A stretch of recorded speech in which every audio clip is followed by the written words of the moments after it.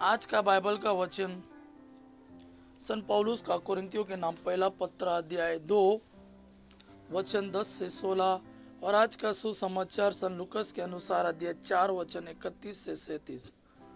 सन पौलुस का कोरिन्थियों के नाम पहला पत्र अध्याय 2 वचन 10 से 16। ईश्वर ने अपने आत्मा द्वारा हम पर वही प्रकट किया है, क्योंकि आत्मा सब कुछ की ईश्वर के रहस्य की भी थाह लेता है। मनुष्य के निजी आत्मा के अतिरिक्त कौन किसी का अंतरतम जानता है? इसी तरह ईश्वर के आत्मा के अतिरिक्त कोई ईश्वर का अंतरतम नहीं जानता।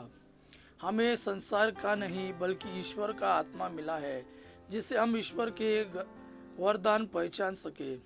हम इन वरदानों की व्याख्या करते समय मानवीय प्रज्ञा के शब्दों का नहीं बल्कि आत्मा द्वारा प्रदत्त शब्दों का प्रयोग करते हैं। इस प्रकार हम आध्यात्मिक शब्दावली में आध्यात्मिक तथ्यों की विवेचना करते हैं। प्राकृतिक मनुष्य ईश्वर के आत्मा की शिक्षा स्वीकार नहीं करता। वह उसे मूर्खता मानता और उसे समझने में असमर्थ है, क्योंकि आत्मा की सहायता से ही उस शिक्षा की परख हो सकती है।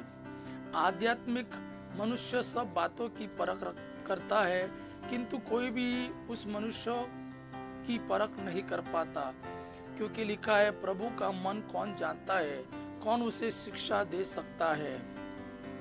हम में तो मसीह का मनोभाव विद्यमान है।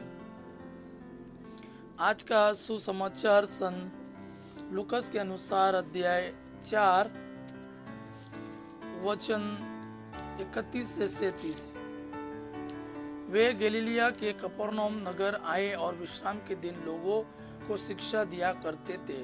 लोग उनकी शिक्षा सुनकर अचंभे में पड़ जाते थे, क्योंकि वे अधिकार के साथ बोलते थे। सभागृह में एक मनुष्य था जो अशुद्ध आत्मा के वश में था।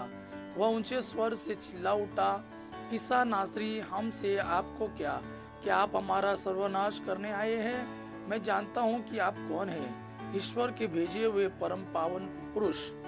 ईसा ने यह कहते हुए उसे डांटा, चुप रह, इस मनुष्य से बाहर निकल जा। अबदूत ने सबके देखते देखते उस मनुष्य को भूमि पर पटक दिया और उसकी कोई हानि किए बिना ही वह उससे बाहर निकल गया। सब विस्मित हो गए और आपस में कहते रहे, यह क्या बात है? वे अधिकार तथा सामर्थ्य के साथ अशुद्ध आत्माओं को आदेश देते हैं और वे निकल जाते हैं। इसके बाद ईसा की चर्चा उस प्रदेश के कोने कोने में फैल गई। यह प्रभु का वाणी है। प्रभु को धन्यवाद। आबा पिता की महिमा और पुत्र यीशु का प्रेम आप पर सदा सर्वदा बना रहे। आमीन।